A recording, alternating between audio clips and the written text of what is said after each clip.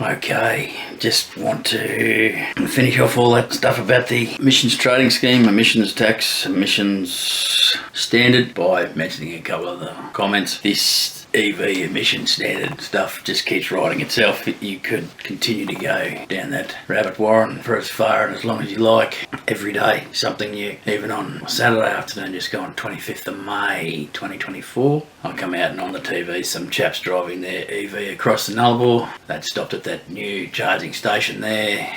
I had to wait an hour for someone else to finish charging, and then 4 more hours. So they were going to have a coffee and buy some trinkets. That's 5 hours waiting. So they do have a large solar array there, but it is also the one that's got the diesel generator on it that caused a bit of grief on some social media sites earlier. So stuff like that every day. So I'm just at a stage of life now where I'm just going to agree with you. If you tell me that 1 + 1 is 5, you can be right. I got no dramas with that. I'm not going to waste mental energy debating that subject. There's a couple of comments, and I'm not sure why there's so much anger. Remember, anger, in my opinion, is a very dangerous emotion. Make silly decisions, make poor decisions when you're angry, burn a lot of mental energy. But one chap's comment went something like this, and there was some preamble and there was some stuff after it, but it went along the lines of, in your sports supporters beanie, correct, very correct, I was wearing my New England Patriots beanie that day, with a pom-pom, correct again, did have a pom-pom. I think that sports supporters is describing the beanie. If he was trying to describe me, he'd be incorrect. I would describe me as an analyst, not a supporter. However, he can be correct, that's fine. So in your sports supporters beanie with pom-pom and your uncut hair, 100% correct. If it's on my head, it's uncut. I wear a wig, and it's a bit disappointing that he missed my earring in each ear and my 2 nipple bars. But they're just the results of a misspent youth at boarding school back in the 70s. It's quite a good business, actually. A young bloke there was giving folks tattoos. He's a bit of an artist, giving folks rudimentary tattoos for 10 or 15 bucks. It was great till he got caught. So yes, in your sports supporters beanie with a pom-pom and your uncut hair. Now this chap won't want to see me in my do-rag. That's do-rag, D-U-R-A-G. In fact, I wore my bright blue one to my mother's funeral because she requested bright colours. And I long ago gave up a lot of these socially expected norms of shaving, ironing, ties, suits. It's a waste of time in my opinion, and it'll continue to be my opinion. Now checking this guy's profile, he was in about the same demographic as me. As old folks,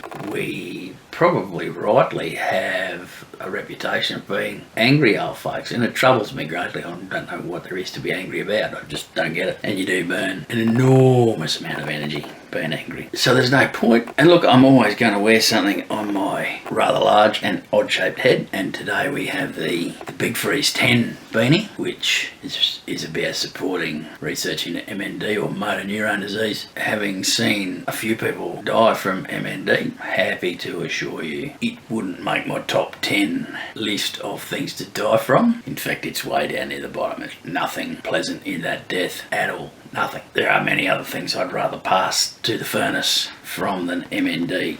So worthy cause, I believe, and I believe I have at least 8 of the 10 anyway. And this one's got its own little badge. I'm also the king of taking the piss out of myself, so you're never going to win that. What does interest me is the psychology behind, 1, being angry and confrontational, and 2, what drives that. Why? Because I figure that if you come out and judge someone straight up based on appearance or what have we, you've already put yourself on the back foot, and people like me are looking for those sorts of things just to see where you stand in that exchange. Now I'm a data whore, even looking at the data on that video that went 10,000 views. Again, the demographic is older men, well, 55 to 64 anyway. I certainly feel old. Again, seems to be the demographic that wants to be the most angry. Even on most days, here I'll go for a walk, 8, 10, 12 kilometres, whatever the case may be, whether I go into the bush or just do the lap, and the last few hundred metres before I turn for home is along what used to be the highway before they put the bypass in,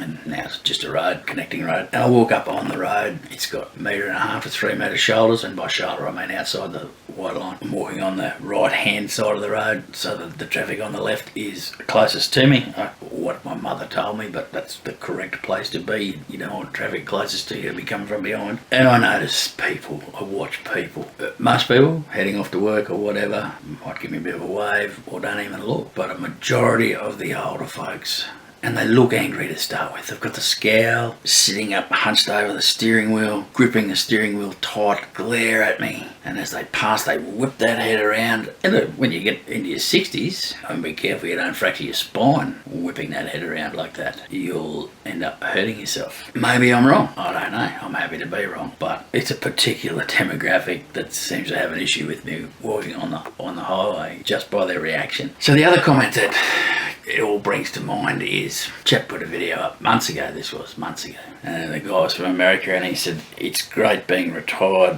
it's great not having any stress. And I just put a comment on, I just made a comment that said, the one thing I miss from not working is stress. And a guy replies, I don't know, 5, 6 dozen question marks, didn't count them, with are you sure, and another half a dozen question marks. I think you're just the sort of person that enjoys the hustle and bustle of day-to-day work and goings on. No, mate, I miss the stress. And I can already hear people out there in the world arcing up over that comment. There's a couple of kinds of stress. So you've got positive stress and you've got negative stress. But even with positive stress, you need to understand or figure out for yourself how to channel it correctly and how to use it for positive good. When you know that and understand that, it's a phenomenal tool in your kit bag. Negative stress, you either key to the curb or just figure out how to turn it positive or how to look at it in a positive light.